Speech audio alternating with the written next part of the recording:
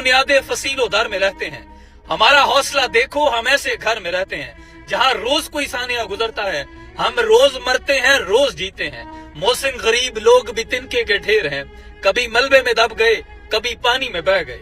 एक लम्हे के लिए ये मंजर सोचिए, आप उस जगह पर खड़े हों। बच्चे ये सोच रहे थे कि माँ बाप बचा लेंगे।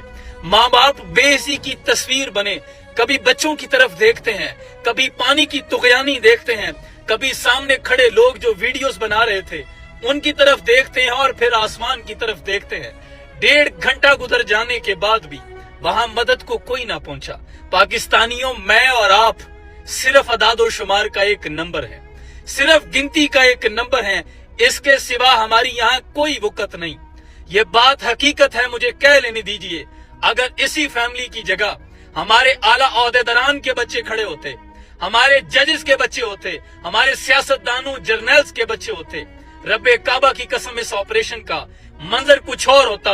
रेस्क्यू की टीमें आसमान से उतरती, यही हेलीकॉप्टर्स जो क्रिकेट के मैदानों में मैदान को खुश करने के लिए तो आ सकते हैं, जो नाश्ता पहुंचाने के लिए तो आ सकते हैं, लेकिन इंसान की जिंदगी बचाने के लिए नहीं आ सकते। इनका कसूर ये है कि ये गरीब घरानों के लोग होते हैं जो डूब जाते हैं। यहाँ जो बात करेगा वही मुजरिम करार पाएगा। जो मैं सच कहूँ तो बुरा लगे, जो दलील दूं तो जलील हूँ। ये जमाना जहल की ज़द में है, यहाँ बात करना हराम है। यहाँ बोलने पर पाबंदी, सोचने पे ताजीरें, पाँव में गुलामी की आज भी हैं जंजीरें।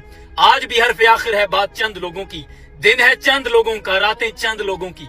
उठ के दर्दमंदों के सुबह शाम बदलो भी, जिसमें तुम नहीं शामिल वो निजाम बदलो भी। आखिर कब तक ये मौजूद डिस्कस करते रहेंगे कि आखिर गलती किसकी थी? मैं मानता हूँ अगर सयाहों की गलती थी तो वो अपने अंजाम को पहुंच गए, लेकिन पीछे रहने वाली इंतजामिया की परफॉर्मेंस पर सवालिया निशान। और उनके खिलाफ कार्रवाई कौन करेगा? महकमे मौसमियात के खिलाफ कार्रवाई कौन करेगा? पूरी दुनिया में वेदर फोरकास्ट का सिस्टम अपग्रेड हो चुका है। कोई भी इस तरह का अलर्ट क्यों नहीं जारी किया गया कि तुगयानी आ सकती है?